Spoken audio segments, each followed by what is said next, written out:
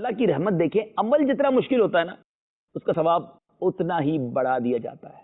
جو عمل جتنا زیادہ مشکل، میزان عمل پر وہ اتنا ہی بھاری ہوتا ہے. اے میرے میٹھے پیارے اسلامی بھائیو سنیے، حضرت ابو موسیٰ رضی اللہ تعالیٰ عنہ سے روایت ہے کہ رسول اللہ صلی اللہ تعالیٰ علیہ وسلم نے فرمایا کہ جو دو ٹھنڈی نمازوں یعنی جاڑوں میں، سردیوں میں، ونٹر میں فجر و عشاء کو پڑھے گا وہ جنت میں داخل ہوگا.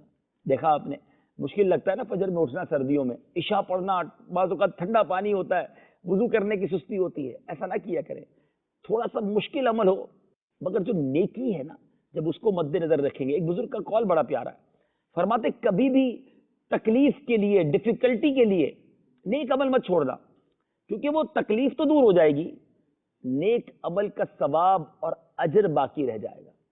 بعض اوقات فجر میں اٹھنا بھاری لگتا ہے، کبھی کسی نیکی کے کام کو کرنے میں دل نہیں چاہتا، لیکن جب وہ کر لیتے تو تکلیف تو ختم ہو گئی نا. اگر آپ فجر میں اٹھ گئے بستر سے، وضو کر لیا، نماز پڑھ لی، جو ڈیفیکلٹی تھی وہ تو ختم ہو گئی، مگر وہ بزرگ بڑی پیاری بات کہتے ہیں کہ اس کا اجر، اس کا ثواب، اس کا انعام باقی رہ گیا. اسی طرح فرماتے ہیں کسی انجوائمنٹ کی وجہ سے، لذت کی وجہ سے گناہ مت کرنا، کیونکہ لذت تو ختم ہو جائے گی، اس گناہ کا جواب، اس کا عذاب باقی رہ جائے گا. بعض اوقات لوگ فلمیں ڈرامے دیکھتے ہیں، بعض اوقات لوگ بد نگاہی کرتے ہیں، بعض اوقات لوگ معاذ اللہ شراب پیتے ہیں، بدکاری کرتے ہیں، بہت سارے برے کام جو غور کیجئے کیوں کرتے ہیں.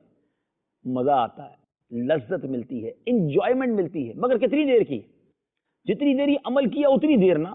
انجوائمنٹ تو ختم ہو گئی نا، مگر اب اس کا جواب باقی رہ گیا، اس کو آنسر کرنا پڑے گا آپ کو، اور اللہ نہ کرے رب ناراض ہوا تو اس کی وجہ سے عذاب بھی ہوگا. تو ایسی لذت کس کام کی جو بعد میں عذاب کا باعث بن جائے؟ تو لذت کی وجہ سے گناہ نہ کریں، کیونکہ لذت ختم ہو جائے گی، جواب باقی رہ جائے گا، گناہ باقی رہ جائے گا.